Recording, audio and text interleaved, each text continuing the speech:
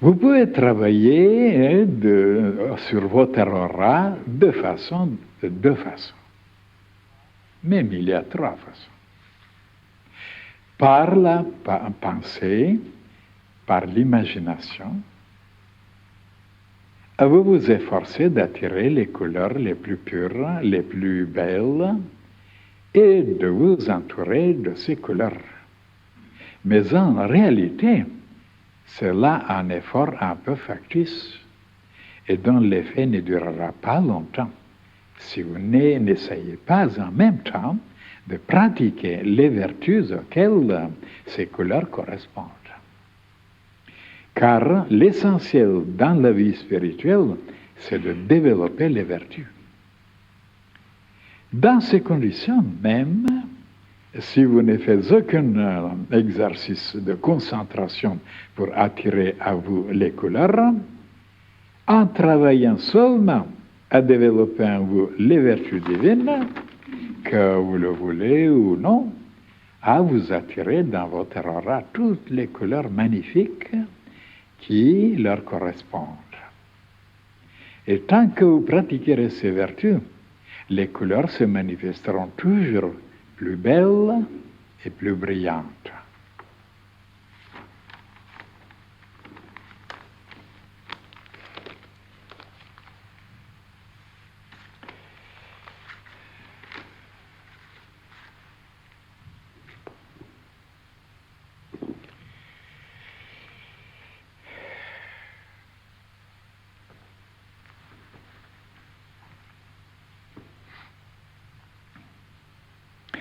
Vous pouvez vous souvenir, mes chers frères et sœurs, que dans le passé, j'ai touché aussi la question de l'aura.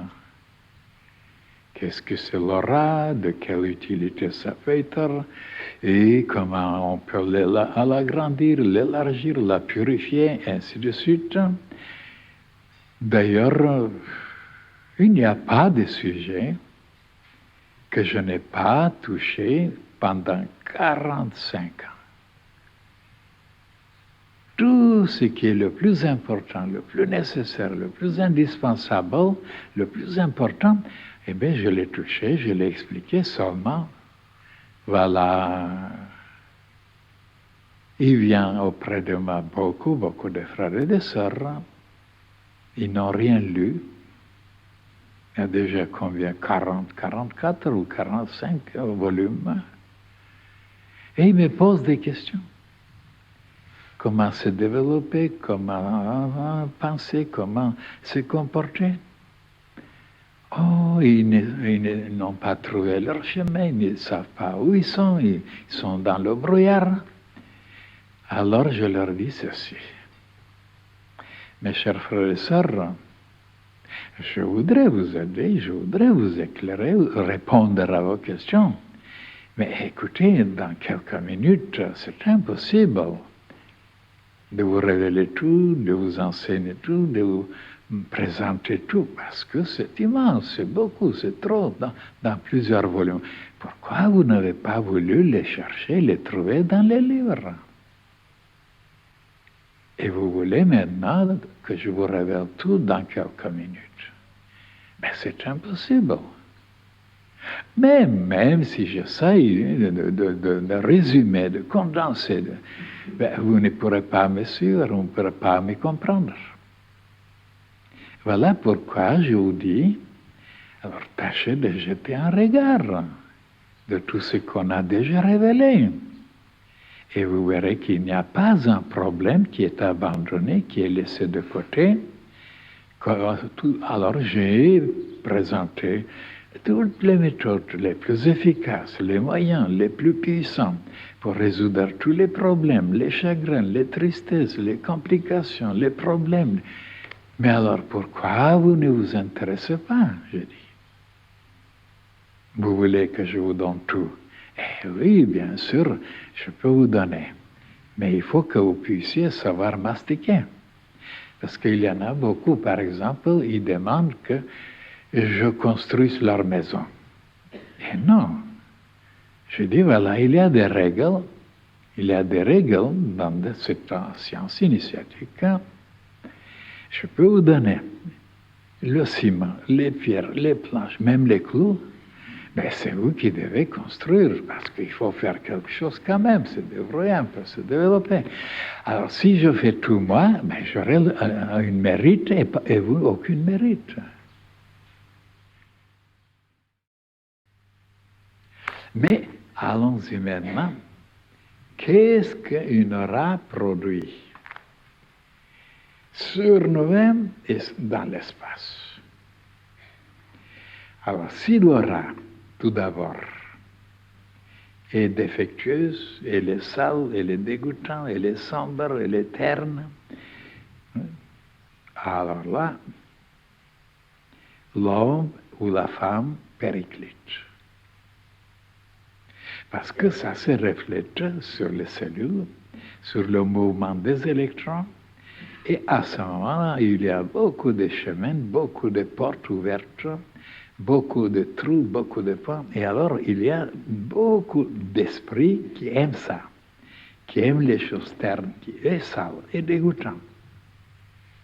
Ils s'infiltrent dedans et ils rongent le corps physique et même le côté psychique. Et voilà comment les gens deviennent malades, détraqués, déséquilibrés, avec leur aura qui n'est pas claire, qui n'est pas lumineuse. Comme je vous ai expliqué, que s'il y a certaines saletés, certains insectes viennent manger. Comme regardez, ça m'est arrivé à moi. Hein? Le chalet dans le passé où j'habitais, il était envahi par les fourmis. Alors, des milliers. Et comment les chasser? Les tuer? Eh non. Je prends une fourmi. Écoute, ma vieille,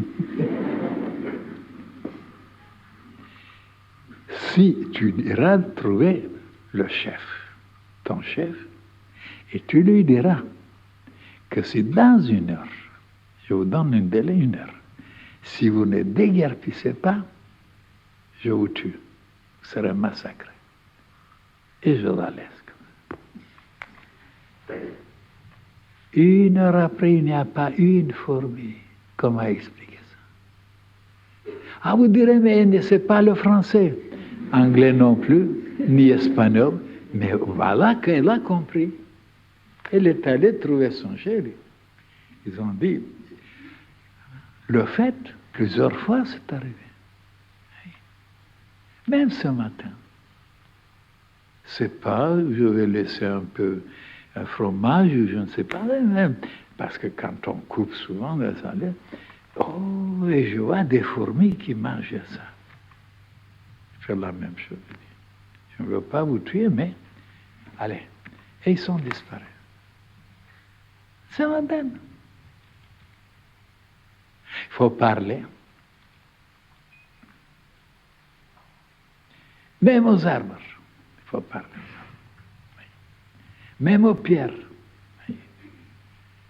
Vous direz, mais alors, qu'est-ce que vous nous racontez? Et voilà ce que je vous raconte. La pensée produit des ondes et des couleurs et des sons qui agissent déjà sur toute la création, sur les pierres, sur les plantes, sur les insectes, sur les animaux, et même sur les esprits de l'autre côté qui existent, les gnomes, les ondines, les sylphes et les salamandres, et même encore d'autres désincarnés qui ont quitté cette terre. Et comment ça agit? Ah là là là là. Ça salit, ça désorganise, oui. Ça détraque tout.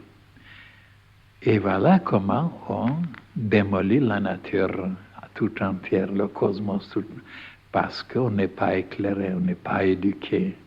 Eh oui, mes chers frères et sœurs.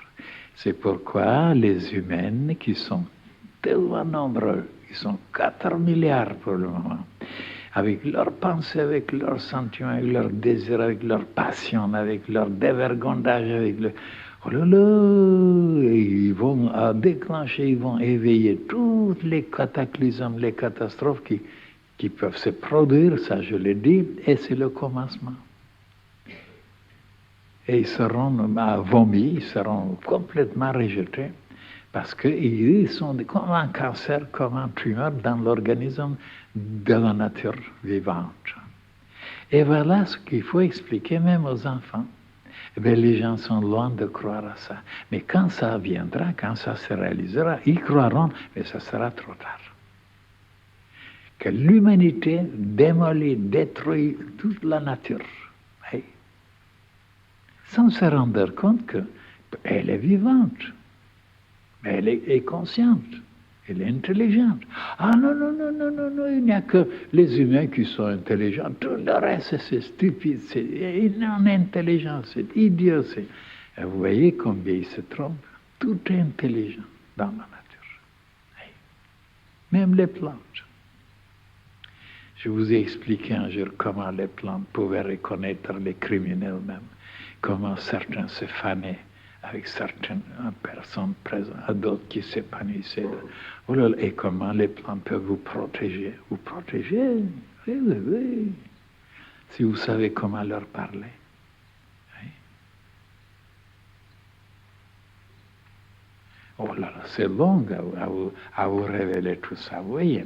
Alors donc, une aura qui est vraiment sombre, qui est vraiment terne, qui est vraiment dégoûtante, mais elle apporte partout des dégâts. Même, il y a même des gens déjà commencent à sentir. Ils ne sont pas clairvoyants, mais ils disent, mais quand cette personne s'approche, oh là là, je me sens dans tel état, oh là là, je ne veux pas être...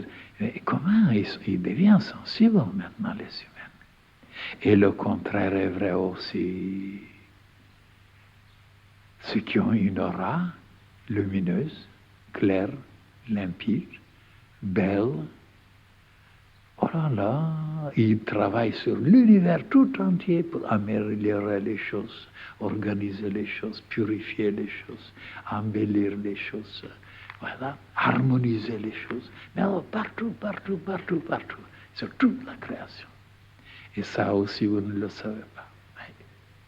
C'est pourquoi c'est tellement souhaitable, c'est tellement désirable, c'est tellement glorieux, enfin, de se décider à augmenter son aura, ça veut dire par les vertus, par les qualités, bien sûr, pour être tellement utile, tellement nécessaire pour toute la création.